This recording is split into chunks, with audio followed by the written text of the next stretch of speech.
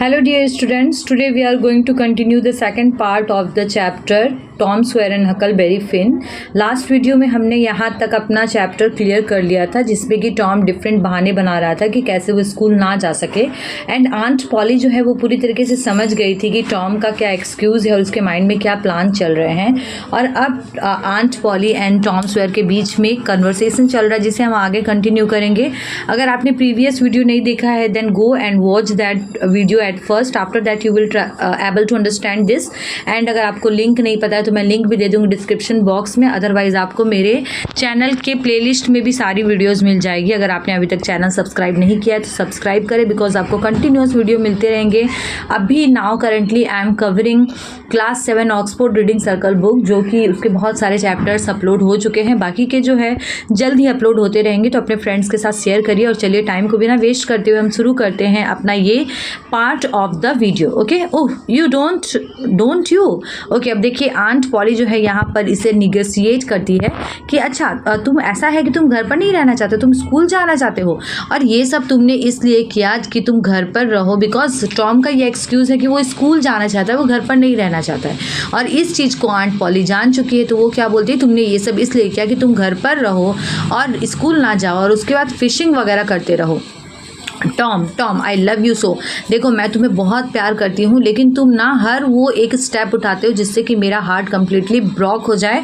It means that बड़े जो है वो बहुत अच्छे से बिहेव करते हैं कि नहीं तुम गलती मत करो, लेकिन बच्चे ऐसा कुछ ना कुछ कर ही देते हैं अपने एक्स्ट्रा वेगेंस के चलते। आउटरेजियसनेस मतलब क्या, एक्स्ट्रा वेगेंस मतलब कुछ मन का बढ़ जाना और इस तरीके से बात करना और ऑलवेज कुछ ना कुछ लिमिट को क्रॉस करना, जिसके चलते उसे आंट पॉली को गुस्सा आ जाता है। नेक्स्ट देखिए, by this time the dental instrument were ready. और इतना बोलते बोलते जो आंट पॉली पहले बात कर रही थी कि तुम्हारा दांत अगर दुख रहा है तो मैं इसे उखाड़ दूंगी, तो वो जो इंस्ट्रूमेंट था वो रेडी हो चुका था। अब आंट पॉली ने क्या किया, ओल्ड लेडी ने उस सूते का, उस धागे का एक हिस्सा जो है उसे थ्रेड में बांध दिया और दूसरा जो हिस्सा है वो बेड पोस्ट पर बांध दिया। अब बेड पोस्ट क्या होता है, जो बेड का जो कॉर्नर होता है और उसमें ऐसे करके राउंड जो एक एरिया होता है उसे बेड पोस्ट बोलते हैं।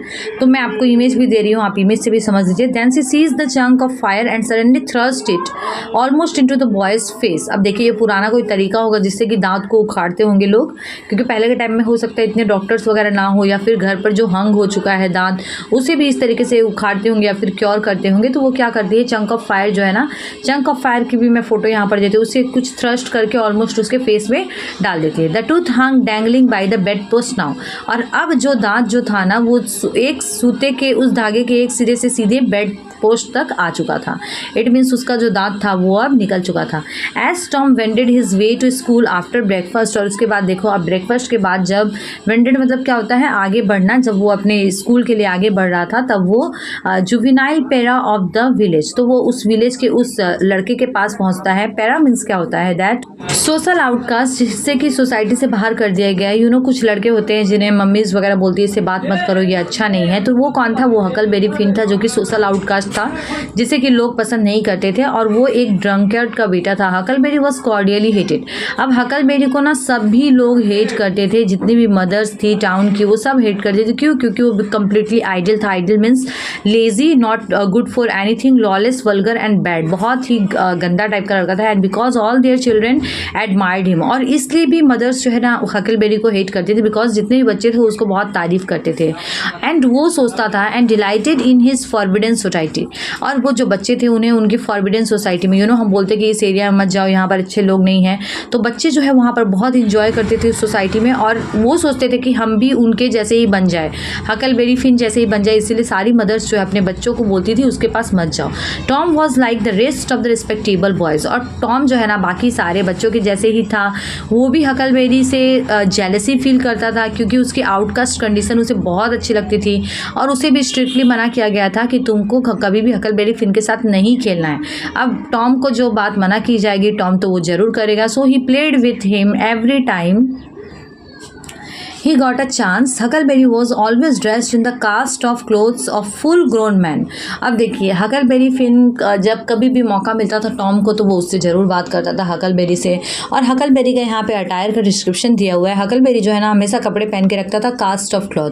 कास्ट ऑफ मतलब not needed not necessary, like जिसके किसी के कपड़े पुराने होते हुए जो उसे फेंक देते हैं उस टाइप के कपड़े पहनता था। And they wear in perennial bloom, और पेरिनेलियल मीन्स मतलब क्या होता है, हमेशा लटके हुए रहते थे।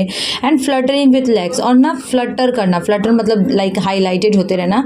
रैक्स मतलब क्या होता है, जो कपड़े जोड़ जोड़ के बनाए जाते हैं, कहीं से फट गया कोई दूसरा कपड़ा हमने लगा दिया सील दिया उस तरीके से। और अगर उसकी हैट की उसकी टोपी की बात करें तो टोपी पूरी तरीके से रूइन बर्बाद हो चुकी थी, क्योंकि इसमें crescent looked out of its brim.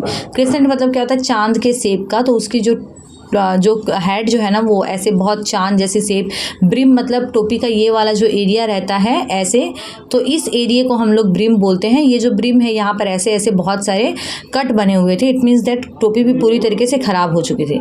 Next देखिए उसका जो कोट था ना वो नियरली उसके हील्स तक नीचे लटकता था, और जो बटन्स थे वो पीछे की तरफ थे। But one suspender supported his trousers, लेकिन उसका जो एक सस्पेंडर मीन्स क्या होता है, ये एक इमेज दे देती हूँ, आप इमेज से समझिए। ये जो ऐसी ड्रेस होती है जिसमें सामने बटन्स वगैरह लगे रहते हैं, एक पट्टे से जुड़ा हुआ रहता है शर्ट, उसे सस्पेंडर बोलते हैं। तो वो जो है ना ट्राउजर को सपोर्ट करता था, मतलब पकड़े हुए था। The seat of the trouser bagged low and contained nothing, और वो जो ट्राउजर जो था ना वो उसमें कुछ भी नहीं था, मतलब ऐसे ही था ट्राउजर।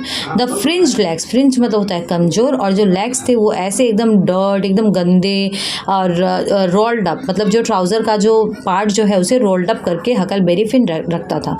अब ये हकलबेरी फिन का आप देख लीजिए यहाँ पर रोल अप किया हुआ था, तो ये इस तरीके से हकलबेरी का अटायर था। देखिए एक जो है ना पट्टा, इसे हम ये बोलते हैं सस्पेंडर, तो ये एक पट्टा जो है वो सपोर्ट करता था और दूसरा पट्टा तो था ही नहीं, तो ये इस तरीके का इसका अटायर दिया हुआ है। नेक्स्ट देखिए Huckleberry came and went at his own free will, तो हकलबेरी कभी भी कुछ भी करता था वो अपने इच्छा करता था। कोई उसका लाइक होता है ना फादर मदर जो बोलते हैं उस तरीके से, बिकॉज उसके फादर तो ड्रंकर्ड थे, तो उसे कोई भी कुछ नहीं बोलता था। वो हमेशा किसी भी, जब वेदर फाइन रहता था मतलब अच्छा मौसम रहता था, तो किसी के भी सामने दरवाजे पे सो जाता था।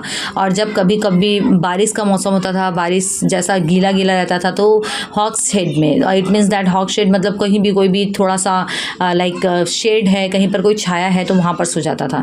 He did not have to go to school, उसको स्कूल भी नहीं जाना पड़ता था, चर्च भी नहीं जाना पड़ता था, वो किसी को अपना मास्टर नहीं बोलता था, उसे किसी को ओबे नहीं करना पड़ता था। ही कुड गो फिशिंग और स्विमिंग, वो जब मन स्विमिंग जा सकता था, जब मन फिशिंग कर सकता था, जहाँ उसका मन वो वहाँ जा सकता था, कहीं भी कितनी भी देर तक उसका मन करे वो वहाँ पर रह सकता था। उसको मना करने वाला कोई नहीं था, उसके साथ लड़ाई करने वाला कोई नहीं था।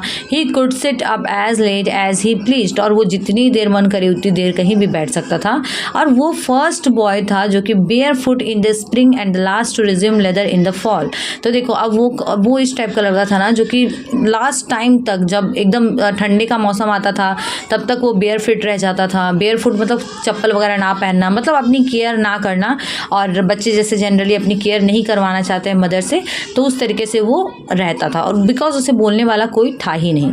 He was always the first boy that went bear foot in the spring. ये लाइन मैं वापस रिपीट करती हूँ, स्प्रिंग के टाइम में बेयर फिट रहता था, बेयर फुट रहता था, and the last to resume leather in the fall.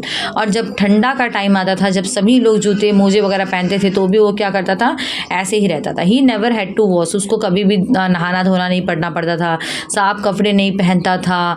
And he could swear wonderfully, और जब कभी जब जैसे मन करे किसी की भी कसम वो खा लेता था। नेक्स्ट पेज देखिए, page number 55। In a world everything that goes to make life precious that boy had. अब बाकी बच्चे क्या सोचते हैं, वो तो यही सोचते हैं कि मज़े से रहे, हमें मम्मी किसी भी चीज़ में डिस्टर्ब ना करे, हमें बहुत मज़ा आए। तो ऐसी हर वो चीज़ जो कि लाइफ को प्रीसियस बनाती है वो उस बच्चे के पास थी। So thought every harassed hampered respectable boy in Saint Petersburg. Saint Petersburg जगह का नाम है, और यही जो है ना हर एक हैम्पर लाइक जिसे हर चीज़ में डिस्टर्ब किया जाता है, वो बच्चे यही सोचते थे कि इसकी लाइफ तो मज़े की है। Tom held the romantic outcast. अब देखिए टॉम जैसे हकलबेरी फिन को देखता है तो बहुत ही अच्छी आवाज़ में बोलता है, hello Huckleberry, what's that you got. अच्छा तुम ये बताओ तुम्हारे पास ये क्या है और तुम्हें कैसे मिला। Dead cat. अब देखिए डेड कैट वो क्या बोलता है, सुनने में बहुत अजीब लग रहा है डेड कैट, लेकिन ये पूरी तरीके से फ्री है, इसका जो मन वो करता है। बोलता है मेरे पास एक मरी हुई बिल्ली है।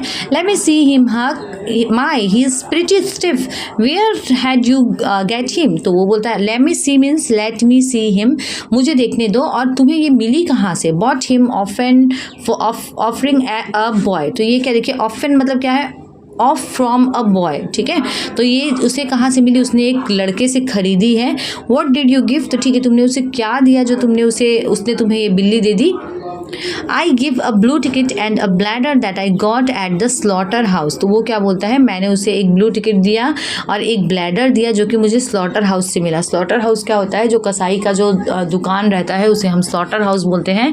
एंड ब्लैडर मीन्स होता है, यहाँ पर ब्लैडर मतलब देखिए उस एक एनिमल का कोई एक पार्ट जो कि जब फूल जाए, जब कोई मर जाता है तो उसका बॉडी पार्ट फूल जाता है, तो उसे वो लोग बॉल की तरह यूज़ कर सके, ऐसा एक पार्ट है और वो उसके बारे में बात करता है।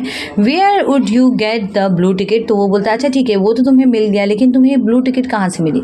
अब ब्लू टिकट क्या है, या किसी प्रोग्राम का कोई कंसेशन होता होगा, कुछ ऐसा, उसे ब्लू टिकट बोल रहे हैं। Bought it of from Ben Rogers 2 weeks ago for a hoop stick. तो ये क्या बोलता है, मैंने इसे खरीदा था बेन रॉगर्स से 2 सप्ताह पहले ही, और वो किस लिए खरीदा, हुप स्टिक से। हुप स्टिक मतलब क्या होता है, किसी घेरा करने के लिए जो स्टिक यूज़ की जाती है उसे बोलते हैं। Say what is dead cat good for Huck. और वो बोलता है अच्छा तुमने डेड कैट लिया, लेकिन इसका काम क्या है, good for cure warts with. अब ये क्या बोलता है कि अच्छा तुम बोलो किस चीज़ के लिए अच्छा रहता है, ये हकलबेरी की लाइन है, ये वॉट्स को क्योर करने में काम आता है। वॉट्स क्या है, देखिए हमारे शरीर पर कभी कभी स्किन की एक लेयर बढ़ जाती है, गोल गोल दाने जैसा हो जाता है, जिसे हम वॉट्स बोलते हैं। अब ये पहले का एक कंसेप्ट इसमें काम करता है कि पहले के टाइम में देखिए, या अभी के टाइम में बहुत सारे सुपरस्टिशंस होते थे कि अगर कोई पर्सन डेड कैट को लेके जाए फार्म वगैरह में और उसके पीछे से कुछ वॉट्स वगैरह आ जाए, तो ये किसी चीज़ का इंडिकेट करता है। No is that so, I know something that's better. तो वो क्या बोलता है, तुम्हें ऐसा लगता है क्या, सच में ऐसा है। टॉम ऐसा बोलता है, I know something that's better, और मुझे तो इससे भी ज़्यादा एक बेटर आइडिया है, एक बेटर चीज़ है जो कि वॉट्स को क्योर कर सकेगी। I bet you don't, what is it. और उसके बाद हकलबेरी बोलता है मैं चैलेंज करता हूँ, तुम्हें नहीं पता होगा, अच्छा तुम बताओ ऐसा क्या है। ये लिखा है मार्क ट्वेन ने, मार्क ट्वेन इसके राइटर थे। बहुत ही अच्छी स्टोरी इन्होंने लिखी है। ये हकलबेरी फिन और टॉम सॉयर की बहुत सारी स्टोरीज़ हैं और उसमें से हम एक पढ़े। Thank you so much for watching study table.